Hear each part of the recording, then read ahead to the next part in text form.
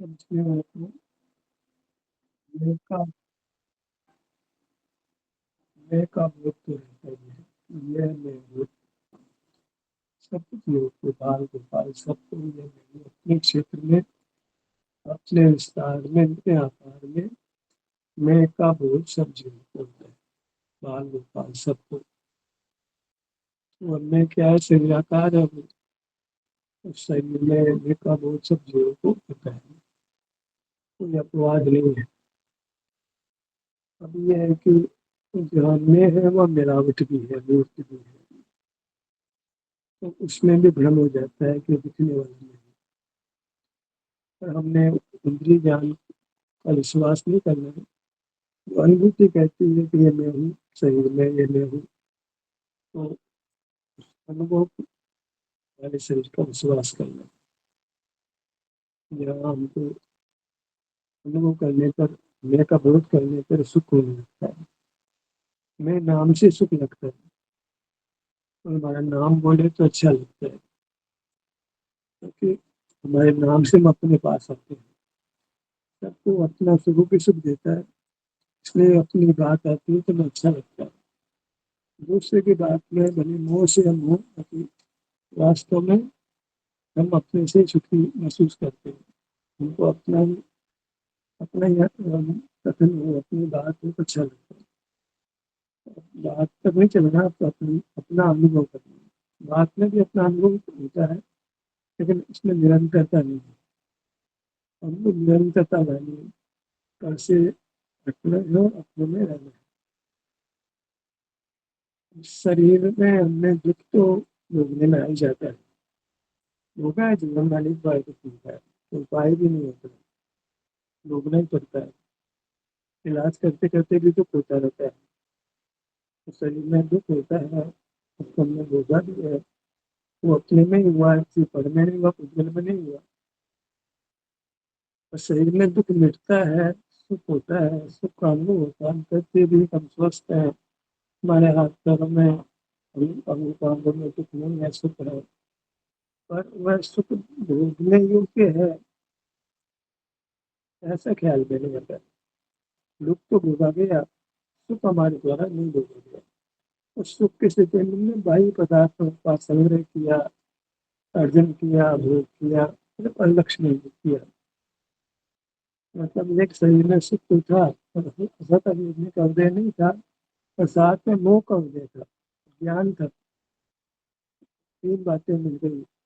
मोह का उदय हो गया, बाह्य पदार्थों ज्ञान में से हो रहा था, शरीर में वेदना नहीं थी। उन तीन में हमने चुनाव क्या किया? ये सुख का अनुभव को चुनाव नहीं किया, हमने बाह्य पदार्थों से सुख पाने का उपाय किया। परिस्थिति बनी थी, इस सुख का अनुभव भी था, शरीर में सुख था, और साथ में मोह कर्म का उदय था। दिखता तो नहीं था मोह कर्म का उदय, पर था तब तो बाहर सुख ढूंढने का प्रयास कर रहे थे। और साथ में इंद्रिया थी, इंद्रिया थी, मोह का उदय था। दोनों नहीं होते तो शरीर में सुख ही होता, तो बाहर देखते नहीं। बाहर में सुख का भ्रम था, हमारे अनादि से बाहर देख रहे थे इंद्रियों से। सुख का भ्रम बाहर में था, तो हम उस भ्रम के कारण से सुख को बाहर में ढूंढते रहे। जो उपलब्ध सुख था उसको हमने नहीं देखा। सुख पाने के लिए ज्ञान भी करते रहे, बहुत शास्त्राभ्यास करते रहे, तो उनसे प्रश्नोत्तर करते रहे। ये सब मतलब ज्ञान को सारा बना लिया जो हमें मिला था, इंद्रिय मन मस्तिष्क मिला था, उसको भी हमने अ, बाहर से ज्ञान अर्जित करके सुख पाएंगे, ऐसा सीधा सुख को हमने भोगने का प्रयास ही नहीं किया। जब बाहर से ज्ञान लेने की कोशिश की, सुखी होने का क्या उपाय है, तो हमें सम्यक देशना भी नहीं मिली। नाना प्रकार के पदार्थों का ज्ञान कराया गया, बहुत विकल्प कराए गए, पर ये नहीं बताया गया कि शरीर में जो निरोग अवस्था है वही भोग्य है, उसका भोगना ही मोक्ष का मार्ग है। दुख तो भोगा, सुख नहीं भोगा, यही कमी रह गई। एक छोटी सी कमी ने हमें संसार में उड़ा दिया और मुक्ति से दूर रखा। शरीर में सुख की स्थिति है, उसको हमने भोगा ही नहीं, स्वास्थ्य को हमने भोगा ही नहीं, स्वास्थ्य को दुरुपयोग करके भोगा, विषय से जोड़ करके, विषय सुख को वो करके उसको भोगा हमने। ये बोलो सीधा प्योर नहीं भोगा। जैसे जानवर को घास खिलाते हैं तो मीठा थोड़ा डाल देते हैं तो वो घास को खा लेता है, ऐसे नहीं खाता वो। ऐसे पूरा घास खिलाओ ना सूखा, वो नहीं खाए, बस उसमें थोड़ा मीठा मीठा कुछ डाल दो तो बड़े आराम से उस घास को खा लेगा। उसको मीठा चाहिए। ऐसे ही हमने शरीर में सुख की अवस्था को सीधे नहीं होगा प्योर, जैसे वेदना है जिसको तो पहचाना ही नहीं, उसमें विशेष सुख पैदा करो, उसमें हर पदार्थ को जानो और विशेष सुख अब भोगो इसको। तो ये पशु प्रवृत्ति कहलाती है। मनुष्यों में, त्रियंशों में, सब में, मोह के उदय में पशु प्रवृत्ति रहती है कि हम प्योर चीज को नहीं भोगते, उसमें कुछ मिला करके शुद्ध करके भोगते हैं। कोई फल है उसको सीधा नहीं खाएंगे, उसमें थोड़ा नमक लगाएंगे, कुछ मिर्च लगा, कुछ कुछ मसाले लगा देंगे तो ऐसे खाएंगे हम। ऐसे ही सब्जी को प्योर नहीं खाएंगे, उसमें नाना प्रकार के मसाले मिला के खाएं, स्वादिष्ट बना के खाएंगे। उदाहरण मात्र है। पर हमारे शरीर की सुखरूप अवस्था जो प्योर है उसको नहीं भोगते, उसमें विषय जोड़कर विषय सुख पैदा करके उस स्वास्थ्य को भोगते हैं। सीधे स्वास्थ्य भोगने योग्य था, हमने उसमें ज्ञान के माध्यम से जो भी मिला था बाह्य पदार्थों को जान करके फिर सुख भोगने का प्रयास किया। प्रयास तो सुख भोगने का ही किया, पर इम्प्योर करके विषय सुख बनाकर भोगा उसको। शारीरिक सुख को विषय सुख में बदल दिया और शारीरिक सुख को भोगना समझा ही नहीं, और शरीर को कदाचित उपदेश मिल करके पर भी मान लिया, तो भोगने का प्रकरण ही खत्म हो गया, संभावना ही खत्म हो गई। अब शरीर को पर मान लिया तो फिर शरीर में आने की तो बात ही खत्म हो गई, वेदना में तो आना ही पड़ा। फिर उसका उपाय करने की कोशिश की, पर शरीर में वेदना मिट गई तो हमारा जो सुख चाहिए था वो मिल गया हमारे को, लेकिन उससे हम संतुष्ट नहीं हुए, उससे तृप्त भी नहीं हुए। अब ये कहना है कि जो शरीर में सुख की अवस्था वर्तमान में, उसमें उसको भोग कर ही संतुष्ट बनो। इससे अधिक सुख की, विषय सुख की कामना मत करो, मोक्ष सुख की कामना भी मत करो, क्योंकि भविष्य तो भोगा नहीं जाएगा, कभी सब किसी कोई भोग ही नहीं सकता है, भूतकाल को भोग नहीं सकता है, तो विकल्प क्या रहा। तो वर्तमान में जो वेदना स्थिति है वो तुम्हारे लिए पूरा सुख समझ लो, वही निर्वाण की स्थिति समझ लो, वही मोक्ष की स्थिति समझ लो। मोक्ष तो अभी भोगने नहीं आएगा, तो फिर क्या करें। अब मोक्ष सुख ही भोगने योग्य तो वो तो है ही नहीं। अरे वर्तमान सुख भोगने योग्य है, जो शरीर में वेदना स्थिति है वही तुम्हारा मोक्ष है, वही भोगो। और सुख की इच्छा मत करो, उसी से संतुष्ट हो, उसी से तृप्त रहो। इतना लिमिटेड हो गया मामला, एकदम लिमिटेड। वर्तमान में भाई ठीक है, अपने घुटने में दर्द नहीं है, कोहनी में दर्द नहीं है, कंधों में दर्द नहीं है, नहीं कानों में दर्द नहीं है, गालों में दर्द नहीं है, और ये यही है, यही सुख भोगने, यही मोक्ष का स्वरूप है। भगवान के शरीर में वेदना नहीं है, तुम्हारे भी नहीं है, तो मुक्त स्वरूप ब्लाइंड बहुत अंशों में हो, बहुत अंशों में तो अभी मुक्त हो, तुम्हें खबर नहीं है। मोक्ष की इच्छा तो करते हो और मोक्ष पड़ा है उसको जानते नहीं हो। आंख में छोरा, गल में ढिंढोरा, मतलब चश्मा तो आंखों पे लगा रखा है, ढूंढ रहे उसको बाहर। ऐसी स्थिति, नाभि में कस्तूरी है और उनको बाहर झाड़ियों में ढूंढ रही है खुशबू को, ये भाई तेरे पास ही है। हम सुख को बाहर ढूंढ रहे हैं, सुख तो हमारे पास ही है, वो पहचानने में नहीं है, क्योंकि हमने विषय सुख को सुख के रूप में पहचान लिया। धन आया तो अच्छा लगा, घर में संतति पैदा हुई तो अच्छा हुआ, विवाह हो गया तो अच्छा लगा, पर को पा करके खुशी मिलती है, इससे मिलकर खुशी होती है। तो हमसे मिलना नहीं चाह रहे, पर से मिलकर, आपसे मिलकर बेहद प्रसन्नता हुई, ऐसा ऐसा विचार है। तो ये विषय सेवन किया, इस भोजन को है बहुत तृप्ति हुई, ऐसे कपड़ा पहन के बहुत सुख लगा, अच्छे मकान का बहुत सुख लगा, अच्छी गाड़ी का बहुत आराम है, जहाँ जाना तो आराम से चले जाते हैं। अनेक प्रकार के सुख हमने स्थापित कर दिए। एक तो वास्तविक सुख था, परमात्मा का सुख, मोक्ष का सुख, क्योंकि हमारे तो देखो ही मोक्ष है, कहाँ से लाए मोक्ष। मैं एक बेटा तीन बेटे के सुख की बात कहाँ से करेंगे। हमारे पास इतना सुख है, हमको तो उससे संतुष्ट रहना पड़ेगा ना। इसको जो मिल गया उससे संतुष्ट नहीं होगा तो अतृप्ति का दुख रहेगा, और दुख में तो सुख नहीं मिलेगा। जितना सुख हमको आज उपलब्ध है, कानों में दर्द नहीं है, अंगुलियों में दर्द नहीं है, बहुत सारा मामला अच्छा है। हार्ट में दर्द नहीं है, बहुत दर्द होता है, हार्ट का मर जाता है। फेफड़ों में पीक हो जाए कितना तकलीफ होती है, पेट में कोई तकलीफ होती है, कब्ज हो जाए और दस्त हो जाए, कोई वेदना के प्रसंग तो कोई कारण से बन जाते हैं। वेदना का प्रसंग तुमने भोग लिया शरीर में, इतना तो शरीर से संबंध रखा, और शरीर में वेदना स्थिति उससे कोई संबंध नहीं रखा, उसके तो घोर उपेक्षा लगी, उसको सुख ही नहीं माना, सुख का तिरस्कार किया। सुख का तिरस्कार करोगे सुख कैसे मिलेगा? जिस व्यक्ति का तिरस्कार करते हो उसके सामने नहीं आते हो, आप उससे दूर रहते हो, नुकसान किसका है? नुकसान तो तिरस्कार करने वाले का ही है। हम सुख देने वाला जो शरीर है उसको शरीर माना ही नहीं, अपना ही नहीं माना। सुख तो शरीर में होता, शरीर मेरा नहीं है, ऐसा हमने मान लिया कि कुछ गल का है, यहीं रह जाएगा, मरने पर यही रहता। देखा हमने आंखों से, ये तो चला गया। जो चला गया वो क्या चीज है? चला गया है और जाएगा, जब जाएगा अभी तो मौजूद है ना, वो क्या चीज है? उसकी पहचान होती है जो शरीर में सुख की स्थिति उसका अनुभव करने से। वेदना से तो पहचान नहीं होती, वेदना प्रकट शरीर में घाव हो रहा है, मवाद हो रही है, उससे हो रहा हो तो डॉक्टर भी कहते हैं टीबी में देखो आप फेफड़ों में प्रॉब्लम हो रही है, इतने डॉट बने हुए काले काले, तो इन्फेक्शन हो रहा है, थोड़ी चीज का एक्सरे कराओगे जो कितना इन्फेक्शन दिखाता है वो। तो दुख का संबंध तो पर से लगता है, पर सुख का संबंध तो समझ नहीं आता क्या मामला है। उसके न तो फोटो आ सकती है, वेदना की तो फोटो आ जाती है, सुख की तो हम कल्पना कर लेते हैं भाई काले डॉट में अपने पे नहीं है तो सुख होगा। पर वो अनुभव में आ रहा है, वेदना नहीं है, ठीक हो गए। जो टीबी हो गई थी, टीबी ठीक हो गई, अच्छा लग रहा है। सिर में दर्द हुआ था, अब दर्द नहीं, अच्छा लग रहा है। ये अच्छा लग रहा है, ये हमारा स्वरूप है।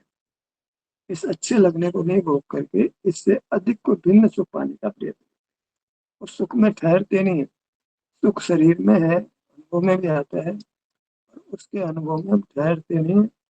ज्ञान करने लगते हैं, क्रिया करने लगते हैं, उसके माध्यम से सुख पाना चाहते हैं। ज्ञान और क्रिया के माध्यम से सुख पाना चाहते हैं। भगवान के दर्शन करो, पूजन करो, स्वाध्याय करो, और शरीर में सुख की स्थिति का अनुभव करो, ये तो कोई बात ही नहीं। दान दो, स्कूल खोलो, कॉलेज खोलो, गरीब को भोजन कराओ, हमारे यहाँ सरप्लस है तो कहीं अनाथालय भेज दो, मकान में थोड़ा इम्प्रूवमेंट कर दो, रेनोवेट कर दो, अच्छा लगेगा। बाहरी बाहर में सुख के उपाय करते हो, जो उपलब्ध सुख है उसका हम उसमें अपनापन ही नहीं करते, ये तो पुद्गल का है, मेरा थोड़ी। सुख दुख को पुद्गल से जोड़ देते हैं, बाहर में पुद्गल से जोड़ा, भीतर में पुद्गल से जोड़ते हैं। बाहर में पुद्गल से भी सुख दुख होता है, किसी ने बुरा कहते आवाज में बुरी लगी, दुर्गंध बुरी लगी, तो सुख दुख को हमने पूरी तरह पुद्गल से जोड़ दिया। और क्योंकि पुद्गल में तो होता ही नहीं था, तो पुद्गल के कारण से हो रहा था, अन्यथा हमारे तो सुखी होता था। हमने अपने आप को इंद्रियों से होने वाले ज्ञान से अपने को जोड़ दिया, ये मेरा स्वरूप है। वो तो हमने देख लिया एआई कितना फास्ट काम करता है। ज्ञान के मामले में तो दांतों पे उंगली लो आप पुद्गल के सामने, कोई एक बात लिखते हैं सारा उसे निचोड़ निकालता है 1 मिनट के अंदर, 1 सेकंड से। 1 मिनट किसका, एक आध सेकंड में। हाँ वो जो है, हम लिखने बैठे 1-2 लाइन कितना टाइम लगता है, वो तो 2 पेज लिख देगा, हमारा मैसेज पढ़ते ही 2 पेज लिखता है वो, और उसका सारा निचोड़ लिख देता है, क्या पीछा सब लिख देगा वो। 1 सेकंड के अंदर ही उस विषय का पूरा डायग्नोसिस, मतलब पूरा कर देगा, विश्लेषण कर देगा। मास्टर नहीं कर पाए, कोई पंडित नहीं कर पाए, कोई मुनि नहीं कर पाए, वो विश्लेषण कर देता है। जो बात आप कहते हो उसका पूरा रस निकाल देता है, जैसे गन्ने का जूस निकल जाता है, ऐसे कोई बात हमने कही, उसका पूरा सर्वांग विवेचन वो एक पलक झपकने में इतना टाइम नहीं लगता, वो खड़ा कर देता है। तो ज्ञान क्रिया में कितना आगे हो गया वो, माने या नहीं माने, ज्ञान क्रिया हमारा स्वभाव में पुद्गल के कारण से हो रहा है। कोई पुद्गल जाति हमारे मस्तिष्क प्रदेशों में होती है तो हमको ध्यान होने लगता है, हम क्रिया करने लगते हैं। तो ज्ञान क्रिया को आप पुद्गल का धर्म मान सकते हो। भले पुद्गल कहेगा मुझे कहाँ ज्ञान, तो ज्ञान तो जीव का स्वभाव है। इस रूप में हम ज्ञान को जानते हैं, पढ़ना लिखना अनुवाद करना, ऐसे कर देना, विस्तार कर देना, ये सब तो वो कर रहा है। ट्रांसलेशन वो कर देता है, संक्षिप्त करने को करता है, विशाल वो कर देता है, बोल वो लेता है, सुन वो लेता है। और क्या ज्ञान से चाहते हो? तो पूछो उसको, बोलो, उसको लिख भी देगा, उसकी व्याख्या भी कर देगा, उसका अनुवाद भी कर देगा। हमको तो काम करने में महीनों लग जाए, और वो तो पलक झपकते कर देता है। हमको अपनी महिमा किससे लेनी है? वो अपनी महिमा लेनी है कि हमको शरीर में वेदना नहीं होकर के एक सुख की स्थिति हमको रहती है। उद्गल नहीं कर सकता, देखो मेरे को वेदना नहीं, मेरे को आराम है, ऐसा कोई धर्म ही नहीं। तो उद्गल से विलक्षण कोई बात है तो ये है कि हमको सुख होता है। दुख तो उद्गल के हाथ में डाल दो, उद्गल की हुआ तब हुआ न तब होता ही नहीं। हम सुख से विलक्षण हैं। उद्गल से जो हमारी पृथकता होती है वह सुख से होती है। दूसरी पृथकता होती है क्षेत्र से, वो परमाणु और मिसाल है। तो मिला के दो ही बातें रही कि हम सुख वाले हैं और हम क्षेत्र से विशाल है। अपनी विशालता को भी महसूस कर, देखो पाँव से मत इतना बड़ा हो, जबकि परमाणु इतना बड़ा नहीं। हम अपने बड़े या अनुभव से बात हुई, जैसे आगम से नहीं हुई बात, अनुभव से हमने जाना कि हम बड़े हैं।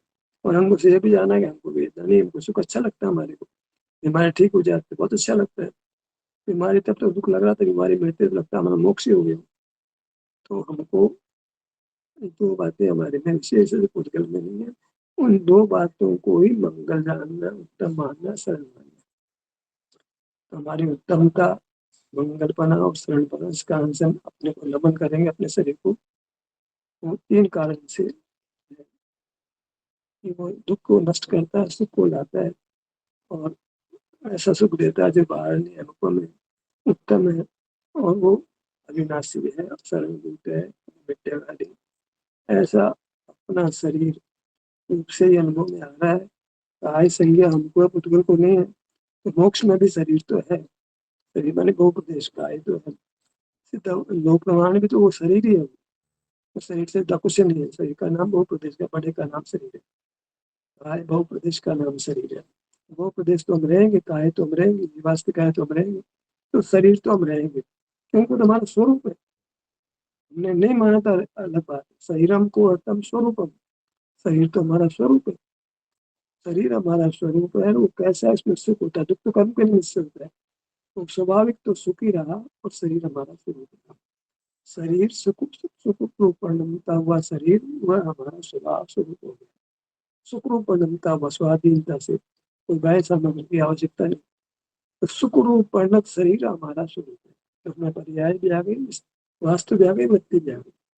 सुख रूप परिणत शरीर हमारा स्वरूप है, वही भोगने योग्य है, उसी को भोगना है। वो भोगना अनुभव रूप है, संवेदन रूप है।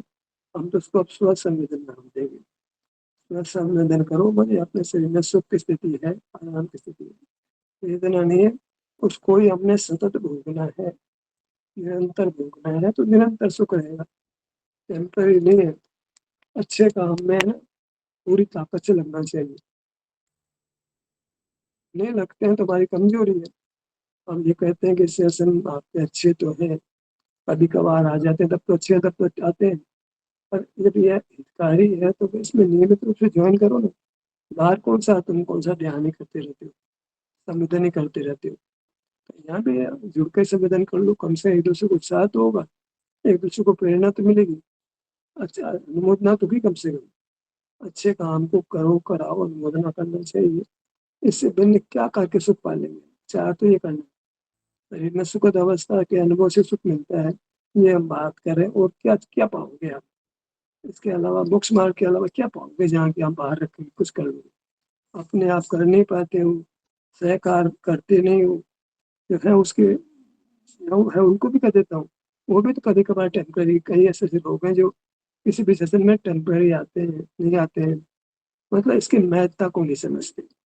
मोक्ष मार्ग की महत्ता नहीं समझना मैंने मोक्ष मार्ग की अवहेलना करना। तो मोक्ष मार्ग की अवहेलना करने से नुकसान किसको होगा? जो अवहेलना करता है उसी का नुकसान होगा, दूसरे का तो नहीं होगा। से बहुत सारे कंक्लूजन पे बहुत सारे सही निर्णय तक पहुंच पा रहे हैं, शायद नहीं पहुंच पाते। परसों स्वाध्याय करते तो भी उस निर्णय पर नहीं पहुंच पाते। जो हम ध्यानाभ्यास उसको हम स्व संवेदन बोल रहे हैं, उससे कई सम्यक निर्णयों तक हम पहुंच गए हैं। क्या करना, क्या नहीं करना, क्या करने योग्य, क्या करने योग्य नहीं है, ये हम बराबर कुछ वर्षों से जुड़े हैं। तो हमको कई सारे मिथ्या निर्णय, मिथ्या ज्ञान हमारा समाप्त हुआ है, कई सम्यक बातें उपलब्ध हुई है। तो इस काम को हम यानी इतने बलवान हो जाएँ कि अपने आप में तो कोई बात है नहीं। और अभी ऐसी बलवत्ता तो होने की संभावना है पंचम काल में नहीं है। कमज़ोर एक वचन सुनना तो होने वाला नहीं है अभी, कि अपने आप करके मोक्ष चले जाएँगे। तो अभी तो कमज़ोर अवस्था आलम्बन चाहिए, तो आलम्बन को छोड़ना नहीं। ढल रही शायद हो सकता है डिस्टर्बेंस आ रहा होगा। करें अभी तो 10 मिनट बाकी है। उसको तो कोई अनुभूत है ना कि बड़े हैं, तो अनुभूत है ना। ये भी है कि जितने बड़े उससे बड़े भी तो हो जाते हैं, मगर जितने भी तो हो ही सकते हैं जीव तो मगर जीव ही है। तो बड़े तो होते हैं, बड़ा कहना हमको तो बड़ा कितना बड़ा कि भाई उससे बड़ा कोई नहीं। पहाड़ है उस पहाड़ भी छोटा, समुद्र भी छोटा, पूरा जो एशिया दिखता है, यूरोप दिखता है, ऊपर आसमान दिखता है। हम उद्गल से कहीं पीछे नहीं है, इसी बात है। जिनता वास्तु वृत्ति दोनों से है, अकेली वृत्ति से नहीं है। कहते हैं आप तो वृत्ति से मतलब वास्तु से क्या मतलब रखते हो? तो क्षुद्र देकर छोटा-सा जंतु देकर उसकी क्या महिमा आती है? पैदा हो जाए, छोटे मच्छर पैदा हो जाते हैं, उनकी क्या महिमा आएगी हमारे को? तो बड़ा से बड़ा बनाने की कोशिश करते हैं, प्रतिमा से बड़ी-बड़ी बनाते जंगम। बाहुबली स्वामी की जंगम प्रतिमा बनाई, कितने लोग देखने जाते हैं और कितने पैसा दान देते हैं। क्यों जाते हो भैया? तुम तिल मात्र प्रतिमा बना के काम कर लो। ये बाहुबली स्वामी की इतनी बड़ी प्रतिमा देख रहे हैं, इतना पैसा क्यों खराब करते हो? जाते हो, रूप तो एक ही है। मनुष्याकार बाहुबली की प्रतिमा भी है, तुम घर में बनाओ तो वही हमारे मंदिर में बनी है तो उससे क्या फ़र्क पड़ता है? छोटी-बड़ी में क्यों अंतर करते हो? करते तो हैं हम।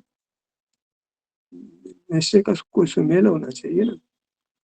जब हमको बड़ेपन की महिमा आती है तो उसको रखो, उसको हटाते क्यों? सुख भोग लो जी, क्या फ़र्क पड़ता है? चींटी जितने हो जाओ, मच्छर जितने हो जाओ। क्षुद्र बना कहलाता है ना, शो क्षेत्र से छोटा हुआ क्षुद्र कहलाता है वो। नहीं उतर रही है हमारे लोगों के, सच कहता हूँ मैं आपको। हमारी विशालता अभी गले नहीं उतर रही। विरोध भी खड़ा हो गया है। हमको इसमें ज़्यादा विवाद में नहीं पड़ना है, पर एक समझ तो पैदा करनी पड़ेगी। वस्तु में 2 प्रकार है, वास्तु वृत्ति, तो वास्तु को कैसे छोड़ सकते हैं हम? हमारा शुरू भी 2 प्रकार है, उत्पाद में द्रव्यात्मक है, नित्यात्मक है। द्रव्य क्षेत्र काल भाव, क्षेत्र और काल तो 2 भेद तो हमारे में बराबर ही है ना, अपेक्षा नहीं कर सकते। क्षेत्र तो आधार है सुख का। कुदरत ने हमको परमाणु बनाया होता, क्यों बनाया? बस काय क्यों बनाया? परमाणु में सुख हो जाता हमारे को तो। प्रकृति बेवकूफ़ थी क्या? कुदरत में व्यवस्था बेवकूफ़ी थी क्या? पर बड़ा क्यों बनाया जी? परमाणु इतना बना देते, पुतला जैसा बना देते हमारे को। हमको बड़ा क्यों बना दिया? बड़ा बनाया उसको कोई मतलब होना चाहिए ना, बड़े बने अनादि से कोई मतलब होना चाहिए ना। फालतू काम दुनिया में कुछ नहीं होता है। ठीक है, मिथ्या आर्गुमेंट नहीं लेने चाहिए। चाहिए कोई युक्ति नहीं चाहिए। कोई युक्ति सुयुक्ति को नष्ट करने की कोशिश करती है ना, उसका नाम तो वाद-विवाद है। वो क्षेत्र से विशाल भागना भी नहीं चाहते, दिक्कत ये है ना। तो क्या कैसे भागते हो अपने आप को ज़रा बता तो दें, फिर सिर पे, हाथ पे, पाँव पे, विशाल में क्यों आते हो? एक परमाणु तक भूमध्य पे जो माउंट आबू वाले कहते हैं, उतना ही कर लो ना भई। फिर मेंबर बन जाए फिर, बात ही नहीं करता है। हम ऐसे ही रहना चाहते हैं क्या? क्षणिकवाद में ही क्षण-क्षण पर भक्ति की बात करो, मत विस्तार की बात मत करो। बहुत धर्म पैदा करना है क्या हमको?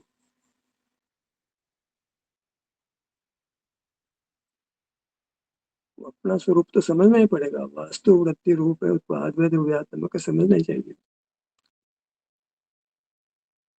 खंडन नहीं करते, हम तो स्व-संवेदन के मार्ग की बात करते हैं। अपना संवेदन करना तो अपने क्षेत्र में होता है या ऐसे ही हो जाता है? तो क्षेत्र बड़ा अनुभव में आता है, परमाणु जितना अनुभव में आता है। अनुभव से बात करो। स्व-संवेदन तो प्रत्यक्ष है ना, प्रत्यक्ष हमको छोटे अनुभव में आते हैं, परमाणु के अनुभव में आते हैं, बड़े अनुभव में आते हैं। ये आता भी नहीं है। गोयनका जी को क्षेत्र अनुभव में नहीं आता है, सिर्फ़ वो वेदना ही वेदना अनुभव में आती है क्या उनको? संवेदना संवेदना यही अनुभव में आता है। आँख, नाक, कान क्यों बोलते हो? तो उद्गल के हैं। कमाल है। अनुभव करते हैं, पुद्गल कहाँ दिखता है जो पुद्गल के बोल रहे हैं। पुद्गल भी तो नित्य नहीं, वहाँ भी तो वहाँ क्या मामला है? वहाँ नित्यता किस बात की है? तो नित्यता 2 धर्म हैं, तो कहाँ से उड़ाएँगे उसको? हमारे तो उड़ा दिए, जीव को तो उड़ा दिए, पुद्गल कैसे उड़ाओगे? क्षेत्र ग्रहण कर ही रहा है ना पुद्गल तो।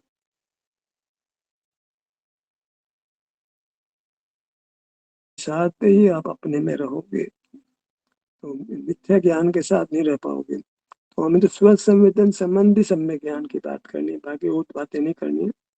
स्व संवेदन में उसका आधार मिथ्या ज्ञान नहीं है, उसका आधार सम्यक ज्ञान ही है। हमारा जैसी वस्तु है, सुखरूप अवस्था है, तो कहीं शरीर में है तो शरीर भी तो कहेंगे ना हम। शरीर में जो भी वेदना रहती स्थिति और सुख की स्थिति अनुभव में आती है, तो उसके अनुभव से संतुष्ट और तृप्त रहना है। तो शरीर शब्द काम में लेंगे ना हम, जिसको हमने आज तक उड़ाया है। लोक में शरीर को आंखों से देखा तो नष्ट हो जाता है, लेकिन ये ऐसे उड़ा दिया हमने, मान भी लिया है। बात तो सही कहता, तर्क सही कहता है। शरीर में तो बहुत तो गलत बात है, अपनी चीज है ही नहीं। अनुभव में तो शरीर ही आ रहा है, दर्द तो शरीर में ही हो रहा है। वो शरीर क्या चीज है? वही हमारा स्वरूप है, वो विशाल है, सिमटा हुआ है। अन्यथा वो बड़ा है, बड़ा तो होता ही, बालक से बड़े हो जाते हैं, तो और बड़े भी हो जाएंगे, इसका दिक्कत कारण नहीं हुआ तो पूरे बड़े हो जाएंगे। क्षेत्र से सीमित तो कर्म नहीं किया है, हर स्वरूप से हम सीमित नहीं है। न क्षेत्र सीमित है, न सुख सीमित है। नहीं, अपूर्ण हो जाएगा, वस्तु सिद्ध नहीं होगी। उत्पाद या द्रव्य तो द्रव्य का स्वरूप है, जो हमको लगता है बदन में, वो पुद्गल को नहीं लगता है। बात है, हमको शरीर में अच्छा लगता है, ये हमारी गुरुता, ये दिव्यता, ये महानता है, जो पुद्गल के पास बिल्कुल नहीं है। हमारे साथ दर्द नहीं है, दर्द होता पता लगे उसका मूल्य क्या होता है। तो दर्द नहीं है, यही स्थिति भोगने योग्य, बाहर का कोई विषय भोगने योग्य नहीं। अपने को सीमित करना है, शरीर में सुखद स्थिति वही भोग्य है। इसके बारे में खूब चर्चा वार्ता करो, ताकि निर्णय पक्का हो जाए। सुखी कैसे होंगे? सुख की स्थिति को पहचानेंगे, उसको भोगेंगे तो सुख बढ़ेगा। गेहूं बोओगे तो गेहूं पैदा होगा, अन्य अपने आप खुद पैदा हो जाएगा। तो सुख की स्थिति को भोगोगे तो सुख पूर्ण होगा, ऐसे नहीं हो जाएगा, आसमान सुख नहीं आ जाएगा। सुख को प्लांट करना पड़ेगा। सुख का बीज रूप सुख है, उससे बहुत सुख पैदा करना पड़ेगा। थोड़ा पैसा होता है, उसे व्यापार कर लेता है, उद्योग पैदा कर लेता है, बहुत पैसे वाला हो जाता है। उसको पहचानेगा, भोगेगा तो सुख बढ़ेगा ना। पहचान नहीं रहा, भोग नहीं रहा, तो बढ़े कहाँ से जाएगा? हमने जाना ही नहीं कि मान लो ये आम का बीज है या किसी और चीज का बीज हो, तो बोने की बात ही कहाँ होती है? पत्थर मान लिया उसको, बोने की बात कहाँ से होगी? हमने शरीर के सुख को तो पुद्गल का मान लिया, तो फिर उसकी बात ही खत्म हो गई, चीज ही अपनी नहीं है, तो भोगेंगे तो कहाँ से? अपनी चीज को पराई मान लिया। अपने बेटे को पराया मानेंगे तो फिर बेटे का सुख मिलेगा क्या? नहीं मिलेगा ना।